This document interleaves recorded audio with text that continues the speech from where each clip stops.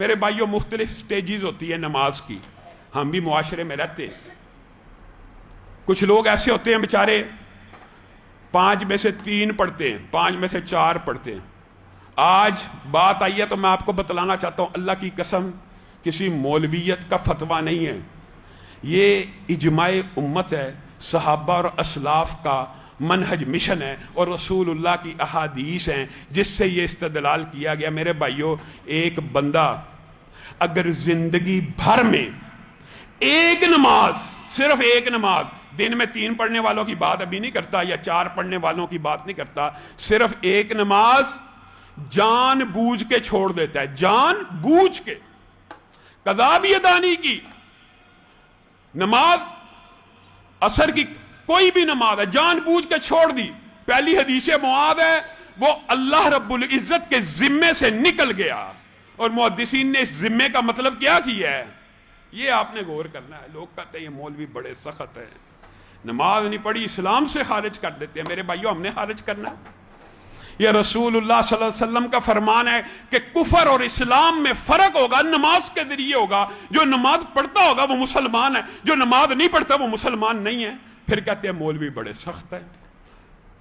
میرے بھائیوں، جو بندہ جان بوجھ کر ایک نماز چھوڑ دیتا ہے، آپ کو یہ باتیں سخت لگیں گی، اللہ کی قسم کھا کے کہہ رہا ہوں، قسم کھا کے، اور مجھے آپ سے جھوٹ بولنے کی ضرورت نہیں ہے، صرف خیر خواہی کی نیت ہے۔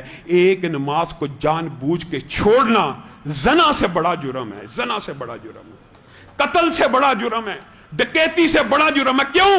یہ اللہ کی طرف سے فرض ہے۔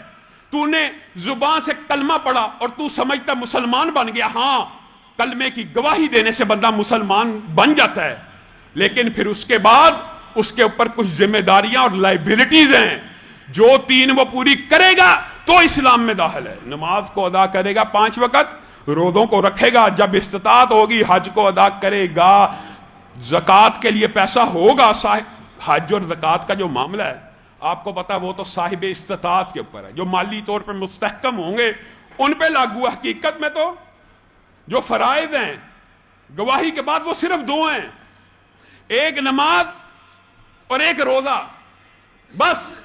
باقی زکوٰۃ کس کے اوپر فرض ہونی ہے؟ جس کے پاس مال ہے۔ حج کس کے اوپر فرض ہے؟ جس کے پاس مال ہے۔ تو نماز اور روزہ ہی بندہ چھوڑ دے اور سمجھتا رہے اپنے تئیں کہ میں مسلمان ہوں۔ میرے بھائیوں، اگر میں ائمہ کے اقوال آپ کے سامنے آج کے دور میں نقل کر دوں نا، آپ حیران رہ جائیں، آپ کہیں گے یار یہ مولوی کیسی باتیں کرتے ہیں۔ لاکھوں سننے والے ہوتے ہیں، ہم بھی کئی مرتبہ سخت بات نہیں کرتے، لیکن بتائیے شریعت کا حکم چھپانا بھی کیا جائز ہے کہ نہیں؟